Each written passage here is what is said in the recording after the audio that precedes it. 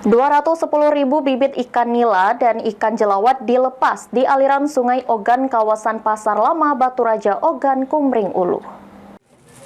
3, 2, 1, Penjabat Bupati Ogan Kumring Ulu melepas ribuan bibit ikan jelawat dan ikan nila di aliran Sungai Ogan, tepatnya di kawasan Pasar Lama Batu Raja.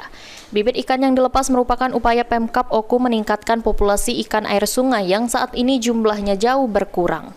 Kegiatan restocking itu sendiri diketahui telah rutin dilakukan Pemkab Oku sejak beberapa tahun belakangan dan jumlahnya mencapai jutaan ekor terdiri dari berbagai jenis ikan sungai.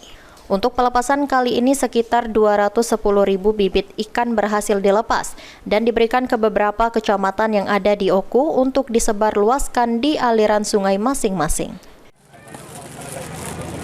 Hari ini kita mendapat kurang lebih 210 bibit ikan yang terdiri dari 200.000 itu bibit ikan nilam dan 10.000 ikan jelawat. Ini merupakan ikan asli sungai, terutama Sungai Ogan.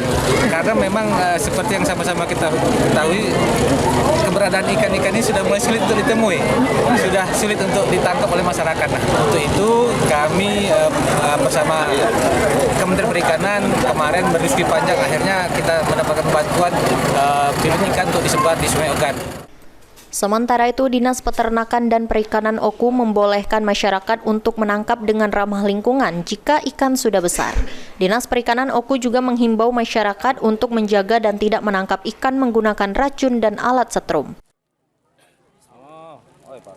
Pada masyarakat, silahkan ditangkap ikan. Memang pemerintah menyediakan ikan untuk dimanfaatkan masyarakat, tetapi tolong ditangkap dengan cara yang ramah lingkungan. Jangan disetrum dan jangan dipitas, karena kalau disetrum pitas akan habis seluruh biota di air akan habis. Pelepasan sendiri dilakukan serentak di beberapa kecamatan dan kelurahan di Ogan Kumring Ulu. Ari Pranika, PAL TV.